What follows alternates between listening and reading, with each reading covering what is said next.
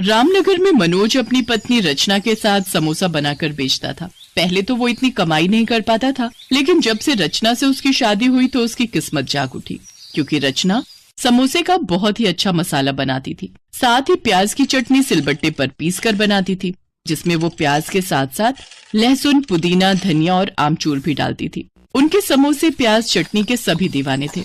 ऐसे ही एक दिन मनोज रचना से, सच में रचना, तुम्हारे आने के बाद मेरे काम में इतनी बरकत हुई है कि क्या कहूँ।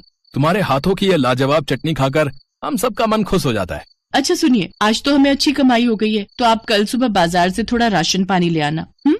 ठीक है। अगले दिन मनोज जब राशन लेकर आ रहा था तो उसे पेड़ के नीचे एक लड़की बैठी हुई मिलती है जो कि रो रही थी और देखने में बहुत ही खूबसूरत होती है। मनोज उसके पास जाता है और उससे पूछता है, आप कौन है? इस गांव की तो नहीं लगती, और आप रो क्यों रही हैं? भगवान के लिए आप शांत हो जाइए। जी आप मुझे अकेला छोड़ दीजिए और यहाँ से चले जाइए।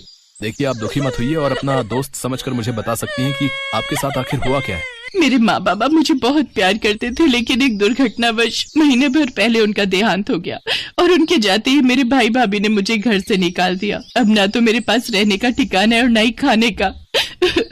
देखिए, आप जब तक चाहे मेरे घर में रह सकती हैं, घबराइए मत। मेरे घर में मेरी पत्नी है, वो आपका अच्छे से ध्यान रखेगी। वो उसे लेकर घर आ जाता है और रचना को सारी बात बताता है।